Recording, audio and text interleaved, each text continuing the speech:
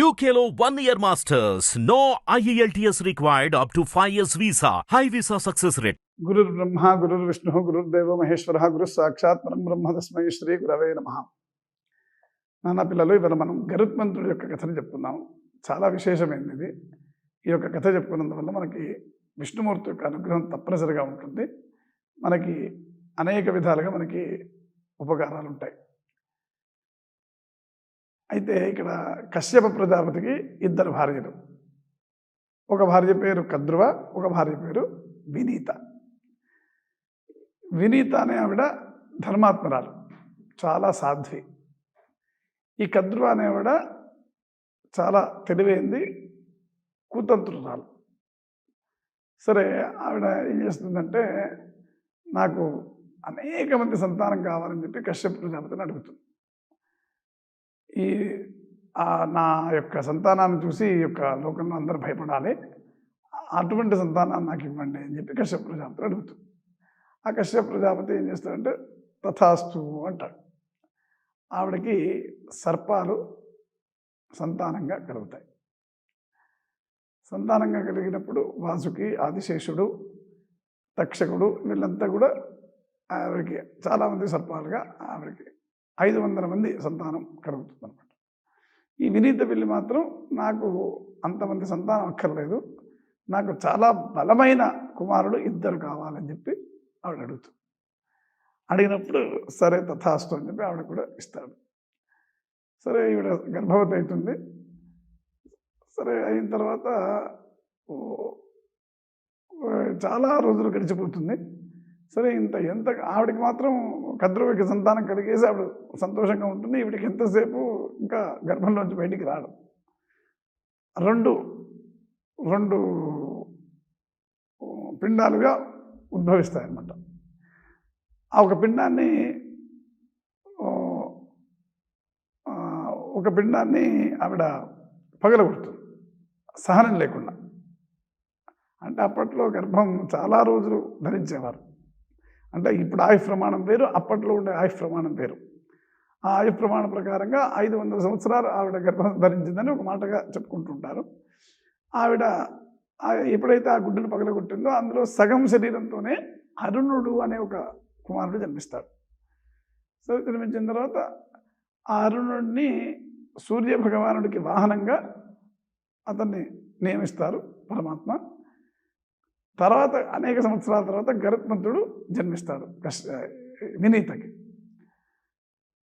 జన్మించినప్పుడు సరే, చాలా చాలా బలిష్ఠుడు గరుత్మంతుడు, మామూలు బలిష్ఠుడు కాదు, చాలా గొప్ప వ్యక్తి అనమాట. జన్మించినప్పుడు అతను కద్రువ ఏం చేస్తుందంటే, అమ్మో ఇది దీనికి ఎలా అయినా నేను దీన్ని దాసిగా మార్చుకోవాలనే ఉద్దేశంతో ఒకసారి ఏం చేస్తుందంటే, ఒక గుర్రం, ఒక తెల్ల గుర్రం ఉంటే ఆ గుర్రానికి తోక, ఆ తోక నల్లగా ఉందని చెప్పి అంటుందన్నమాట. నల్లగా లేదు, తెల్లగా ఉందని చెప్పి ఈవిడ వాదిస్తుంది. వాదించినప్పుడు లేదు, తెల్లగా లేదు, నల్లగా ఉంది, కాబట్టి రేపు ఉదయం చూడు అని చెప్పి ఆవిడ పందెం కాస్తుంది. ఒకవేళ ఆ తోక నల్లగా ఉంటే నువ్వు నాకు జీవితకాలం నాకు దాస్యం చేయాల్సి ఉంటుంది, తెల్లగా ఉంటే నేను వదిలిపెడతాను అంటుంది. సరే అని చెప్పి ఇద్దరు పందెం కాస్తారు. ఈ సర్పాలకు ఏం చేస్తుందంటే, అరే నేను పందెం కాశాను, ఆ గుర్రం యొక్క తోక నల్లగానే ఉండేటట్టుగా మీరు ఆ తోక చుట్టూ మీరు చుట్టుకొని ఉండండిరా అని చెప్పి కద్రువ ఆ సర్పాలను ఆదేశిస్తుంది. తల్లి మాట కాదని లేక ఆ సర్పాలు వెళ్ళి ఆ గుర్రానికి చుట్టుకొని నల్లగా, చాలా నల్లగా కనిపిస్తుంది అనమాట. చూసావు కదా, ఈ తోక నల్లగానే ఉందని చెప్పి నువ్వు నాకు జీవితకాలం దాస్యం చేయాలని ఒక ఒప్పందం కలుగుతుంది. సరే, ఈ గరుత్మంతుడు పుట్టిన తర్వాత తల్లి గరుత్మంతుడికి విషయాన్నంతా చెప్తుంది. నాన్న, నేను మీ యొక్క పెద్దమ్మకి నేను దాసిగా ఉన్నాను, ఈ దాస్యం నుంచి నన్ను ఎట్లయినా నువ్వు విడిపించాలి అని చెప్పి ఆవిడ అడుగుతుంది.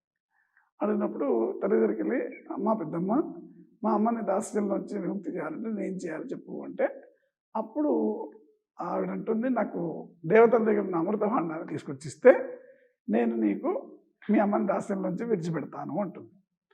అమ్మ అని చెప్పి సరే, ఇంకా గరుత్మంతుడు ప్రయాణమై వెళ్ళడానికి ఉద్యుక్తుడైతే, ఆయన వెళ్ళే క్రమంలో ఏదైనా నీ ఆఖరికి ఏదైనా తిను కానీ బ్రాహ్మణుని మాత్రం తినొద్దు, వాళ్ళని బ్రహ్మహత్యా పాతకం నువ్వు చేయొద్దు అని చెప్తుంది.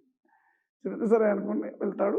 ఆ క్రమంలో అనేక పరీక్షలు ఎదుర్కొని ఆ దేవతల దగ్గరికి వెళ్ళి ఆ అమృత భాండాన్ని సంపాదిస్తాడు. మొత్తానికి సంపాదించి వస్తుంటే ఇంద్రుడు అంటాడు, నువ్వు ఈ యొక్క అమృత భాండాన్ని తీసుకెళ్ళడానికి లేదు, దేవతలకు సంబంధించింది, నువ్వు తీసుకెళ్ళి సర్పాలకు ఇస్తే ఆ సర్పాలు తాగితే అవే అమరులు అయిపోతారు, ఇంకా ఈ యొక్క లోకం అంతా నాశనం అయిపోతుందని చెప్తాడు.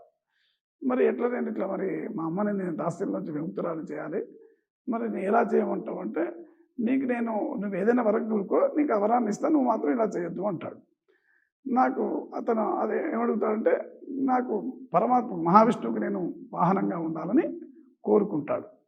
ఆ కోరికని అతను సమర్థించి ఈ అమృత భాండాన్ని ఇవ్వనంటాడు. లేదు లేదు, నా మాటగా నేను నిలుపుకోవడానికి నాకు ఇది చేయాల్సిందే అంటే, అప్పుడు ఇంద్రుడు అంటే, నీ మాటగా నువ్వు వెళ్ళి ఈ అమృత భాండాన్ని వాళ్ళకి ఇవ్వు, దానికి నియమాలన్నీ చెప్పు, ఆ నియమాలు చెప్పిన తర్వాత మేము ఈ అమృత భాండాన్ని మేము ఎత్తుకెళ్ళిపోతాం, నీ మాటగా నువ్వు ఇచ్చేసినట్టు అవుతుంది, మా మాటగా మేము తీసుకెళ్ళిపోయిన వాళ్ళం అవుతాం, కాబట్టి నువ్వు మాట తప్పొద్దు మేము మాట తప్పొద్దు అని చెప్పి ఇద్దరు ఒక ఒప్పందం చేసుకొని బయలుదేరి వెళ్తారు. ఇక ధ్రువకి అమృత భాండాన్ని ఇవ్వడానికి దర్భ మీద పెట్టి దర్భాలను భరించి దర్భ మీద ఇస్తాడు. అమ్మ మీరు వెళ్ళి స్నానం చేసి వచ్చి శుచిగా ఈ అమృత భాండాన్ని ముట్టుకోవాలి తప్పితే అశుచిగా ముట్టుకోవడానికి వీల్లేదని చెప్తే, అప్పుడు ఆ స్నానానికి వెళ్ళిన తర్వాత ఇంద్రుడు వచ్చి ఆ యొక్క అమృత భాండాన్ని తీసుకెళ్ళిపోతాడు. ఆ తీసుకెళ్తున్న క్రమంలో ఆ దర్భల మీద కొంచెం అమృతం పడిపోతుంది. ఆ స్నానం చేసి వచ్చిన సర్పాలు అవి ఆ దర్భ మీద పడ్డ ఆ యొక్క అమృతాన్ని తాగడానికి నాలికని చాపినప్పుడు ఆ నాలిక చీలిపోతుంది అన్నమాట. అందుకే సర్పాల నాలిక రెండుగా ఉంటుంది అనమాట. అది గమనించారో లేదో. ఆ రకంగా ఆవిడ ఇచ్చిన మాట ప్రకారంగా దాస్యంలోంచి విడిపించుకుంటాడు తల్లిని. వీళ్ళ అమృత భాండాన్ని ఇంద్రుడు కూడా తీసుకెళ్ళిపోతాడు అనమాట. ఆ రకంగా అమృతాన్ని కాపాడబడతాడు. అందుకే దుష్టులకు ఎవరికి కూడా మనం ఒక బానిసగా ఉండడానికి వీల్లేదు. అలా ఉంటే మాత్రం మన జీవితకాలం మన జీవితాన్ని మనం కోల్పోతాం, మన స్వేచ్ఛని మనం కోల్పోతాం. అటువంటి పరిస్థితులు ఎప్పుడు కూడా మనం తెచ్చుకోకూడదు. ఇది విషయం.